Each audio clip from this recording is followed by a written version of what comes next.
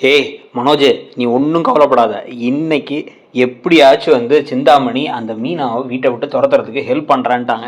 அதுக்கே பரிகாரம்னு சொல்லிட்டு அந்த சாமியாரை திருப்பி கூட்டு வரோம். இன்னைக்கு அவளை துரத்துறோம். ஒரு பக்கம் உங்கள் அப்பா உயிரை காப்பாற்றணும், இன்னொரு பக்கம் அவள் அந்த வீட்டில் இருந்தாலே நமக்கு நல்லது நடக்காது. இந்த பூ விற்கிறவளையும் அந்த அவனையும் சேர்த்து துரத்தி விடணும் அப்படின்னு பேசிக்கிட்டு இருக்கும் போது தான் இவங்களே எதிர்பார்க்காத மாதிரி சிந்தாமணி இன்னொரு பிளான் போட்டுட்டு இருக்காங்க. என்ன நினச்சிட்டு இருக்காங்க மாஸ்டர் அப்படின்னா, இப்போ நான் போய் அவங்க மருமகளை மட்டும் துரத்த போகிறேன்னு நினைக்கிறாங்க. ஆனால் நடக்க போகிற கூத்தே வேற அப்படின்னு அவங்க சிரிச்சுக்கிட்டு இருக்காங்க. காரில் வந்துகிட்டு இருக்கும் போதே கால் பண்ணி, என்ன வந்துடுறீங்களா, நான் போயிடுவேன், இப்போ 10 நிமிஷத்தை நான் போகிறேன், நீங்கள் ஒரு 3/4 மணி நேரம் கழிச்சு வர மாதிரி வாங்க அப்படின்னு சொல்லிடுறாங்க.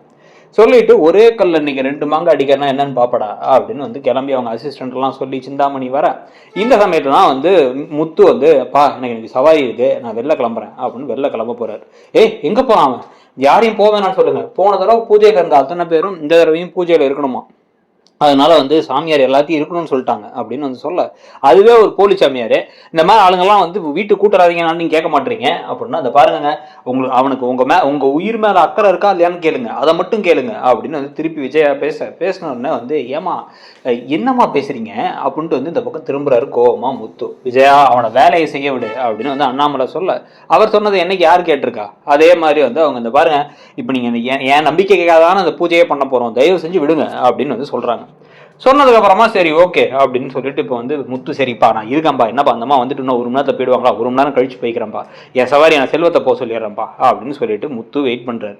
வெயிட் பண்ணிட்டு அவர் மீனா கிட்ட உள்ளர போயிட்டு, எங்க அம்மா நடந்துக்கிற விதமே சரியில்லை, ஏதோ ஒரு மாதிரி இருக்கு அப்படின்னு நான் சொல்ல, விடுங்க, நீங்க எப்ப பார்த்தாலும் சந்தேக பார்வையோட பார்க்காதீங்க, அவங்க மாமாவுக்கு ஒண்ணுன்னா அவங்களுக்கு தாங்க மாட்டாங்க, ஒரு தடவை இந்த ஹார்ட் அட்டாக் வந்தபோது எப்படி கலங்கி போயிட்டாங்கல்ல அப்படிங்க நான் சொல்ல, கரெக்டு தான், ஆனா தெரியல, ஏதோ ஒன்று தப்பா இருக்கு அப்படின்னு முத்துவும் சொல்லிக்கிட்டு இருக்காரு. சொல்லிட்டு இருக்கும் பொழுதே அடுத்து இப்ப இந்த அம்மா சாமியார் அம்மா வந்துடுறாங்க. கூட யார் கூட்டு வரான்னு பார்த்தா சிந்தாமணி தான் கூட்டு வராங்க. சாமியார் வரவே மாட்டேன்ட்டாங்க மாஸ்டர், ரொம்ப கோவப்பட்டாங்க. எனக்கு இருக்கிறதுக்கு நான் அந்த வீட்டுக்கு வரணுமா, அந்த வீட்டில் என்ன அவமானப்படுத்தினா ஒரு பையன், குத்து விளக்க வச்சு குத்த பார்த்தோம் அப்படின்னு பேசிக்கிட்டு இருந்தாங்க மாஸ்டர். நான் தான் பேசி கூட்டு வந்திருக்கேன், உங்கள் நடுப்பையனை கொஞ்சம் அமைதியாக இருக்க சொல்லுங்கள் அப்படின்னு சொல்ல, டேய் அவங்க போகிற வரைக்கும் அமைதியாக இருக்கு அப்படின்னு சொல்லிடுறாங்க. சொன்னதுக்கப்புறம் சாமியார் அப்படியே கெத்தை மெயின்டைன் பண்ணி முறைச்சிட்டு அப்படியே உட்காடுறாங்க. உட்காந்ததுக்கப்புறமா என்ன பண்ணுறாங்க அப்படின்னா இப்போ நான் சில பரிகார பூஜைகள்லாம் பண்ண போகிறேன், இந்த பரிகார பூஜை ஒர்க் ஆச்சா இல்லையாங்கிறது அதுக்கப்புறம் தான் தெரியும் அப்படின்னு சொல்லிட்டு அதை எடுத்து வா இதை எடுத்துவான்னு சொல்லி அதுக்கப்புறம் பணத்தை கொண்டு வைக்க சொல்லி ஏதோ பூஜை பண்ணிட்டே இருக்காங்க. அண்ணாமலைக்கு விருப்பம் இல்லாமல் பார்க்குறாரு. இந்த பக்கம் ஒவ்வொருத்தங்களா பார்த்துக்கிட்டே இருக்க, எல்லாம் பூஜை முடிய போகுதுன்னு பார்த்துக்கிட்டு இருக்கும் போதே கடைசியில் சாமி வர மாதிரி வராங்க. உடனே நான் சொன்னதை நீங்கள் எல்லாம் கேட்கலல்ல, கேட்காததுக்கு அனுபவிப்பீங்க அப்படின்னு பேசிட்டு அதுக்கப்புறம் இப்போ என்ன பண்ணுறாங்கன்னா, டக்குன்னு அப்படியே இறங்கின மாதிரி இறங்கி இப்போ இந்த எலுமிச்சம்பழத்தை நான் இங்கே வைப்பேன், இது அப்படியே இருக்கணும், அந்த எலுமிச்சம்பழம் அடுத்த 3 நிமிஷத்தில் லைட்டாக நகர்ந்துச்சு இல்லை சுத்துச்சு அப்படின்னா அந்த வீட்டில் இந்த பரிகாரம் வேலை செய்யலன்னு அர்த்தம். வேற வழியே இல்லை. இந்த கணமே இந்த வீட்டில் யாருக்காக இந்த பூஜை பரிகாரமே பண்ணோம்னா உங்கள் மருமக அந்த வீட்டில் இருக்கட்டும் தான். அது ஆனால் சுத்திடுச்சுன்னா கண்டிப்பாக உங்கள் மருமக அந்த வீட்டை விட்டு கிளம்பணும் அப்படின்னு சொல்ல, எலுமிச்சம்பழம் எப்படிங்க சுத்தினாதான் சுத்தம் அப்படிங்கிறாரு முத்து.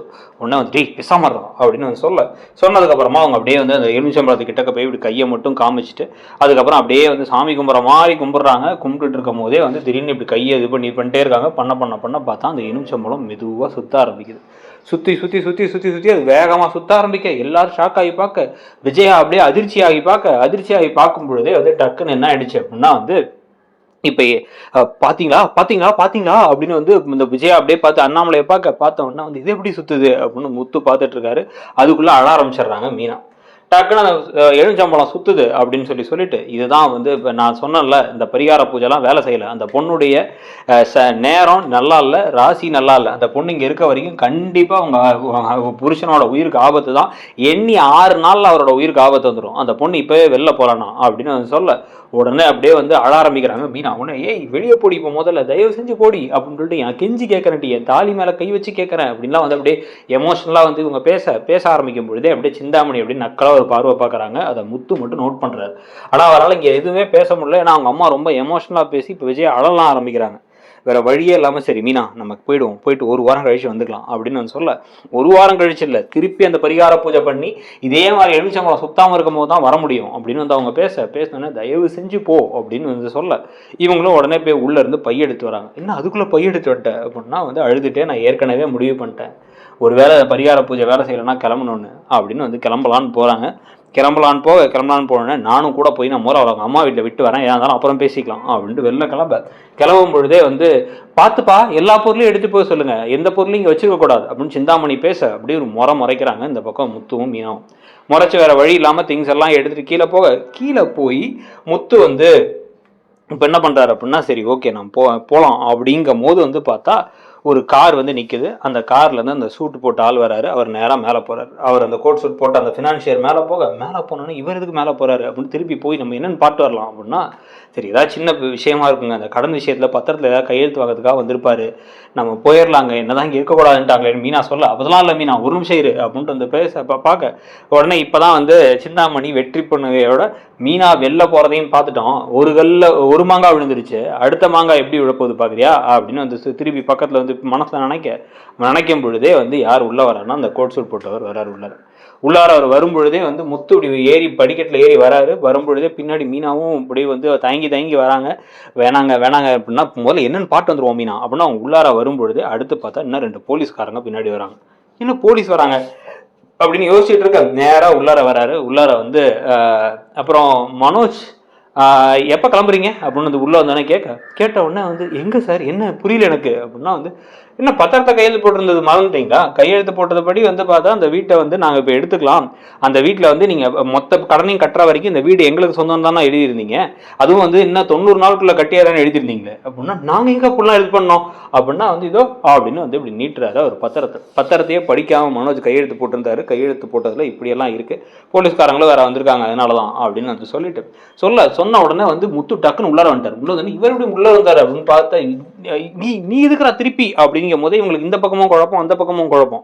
டக்குன்னு முத்து உள்ளார வந்து என்னையா நினைச்சிட்டு இருக்க அப்படின்னு சட்டக்காரரை பிடிக்க டக்குன்னு போலீஸ் தம்பி என்ன எங்க முன்னாடி சட்டக்காரெல்லாம் பிடிக்கிற, பத்திரத்துல இருக்குப்பா தெளிவா, உங்க அப்பாவும் அம்மாவும் கையெழுத்து போட்டிருக்காங்க அப்படின்னா அப்பா கையெழுத்து போட்டாரா அப்படின்னு ஷாக் ஆகி பார்க்க நான் கையெழுத்து போட்டேனா அப்படின்னு அண்ணாமலைக்கு ஷாக் ஆகி பார்க்கும் பொழுது சிந்தாமணி மாஸ்டர் அவர் அப்பவே ரூல்ஸ் எல்லாம் தெளிவாக சொன்னார், நீங்கள் கவனிக்கலையா மாஸ்டர், அதெல்லாம் படி பார்த்தா நீங்கள் கிளம்பணுமே, இப்போ நீங்கள் கிளம்பிடுங்க, கிளம்புனதுக்கப்புறமா நான் என்னென்னு பேசிக்கலாம், திங்ஸ் எல்லாம் வந்து எடுத்துறதுக்காக ஏற்பாடு பண்ணலாம், வேறு ஏதாவது வீடு இருக்கா அவங்க கிட்டக்க இப்போ போகிறதுக்கு அப்படின்னு அவங்க என்ன சிந்தாமணி என்ன பேசுகிறீங்கன்னு ஒன்றுமே புரியாமல் அப்படியே வந்து திருன்னு முடிச்சுக்கிட்டு இருக்காங்க. இப்போ இந்த பக்கம் விஜயா, இன்னொரு பக்கம் வந்து பார்த்தா மனோஜ் எதுவுமே பேசாமல் இருக்க, இந்த பக்கம் பாவம் முத்து தான் அங்கேயும் என்ன பேசிகிட்டு இருக்கீங்க என்ன நடக்குதுங்க அப்படின்னு எல்லாம் மாற்றி கேட்க, இந்த பாருப்பா தெளிவாக இருக்குது, பத்திரத்தில் கடன் வாங்கியிருக்காங்க, உங்கள் அப்பாவும் அம்மாவும் கையெழுத்து போட்டு கொடுத்துருக்காங்க இந்த டேர்ம்ஸ் அண்ட் கண்டிஷன்ஸுக்கு, இப்போ இதை ஒத்துக்கிட்டு தான் ஆகணும், உடனே வந்து இப்போ வெளில கிளம்புங்க வீட்டை விட்டு எல்லாரும் அப்படின்னு சொல்ல மீனா வெளில போகிறதையும் பார்த்துட்டேன், வீட்டையும் மொத்தமாக அபகரிக்க போகிறேன் அப்படின்னு சிந்தாமணி நினைக்கிறதோடு அந்த ப்ரெடிக்ஷனை முடிஞ்சுச்சுன்னா இப்படி தான் நடந்து இப்போ வெளில அனுப்ப போகிறாங்களா, இல்லை கடைசி நிமிஷத்தில் இவங்களுடைய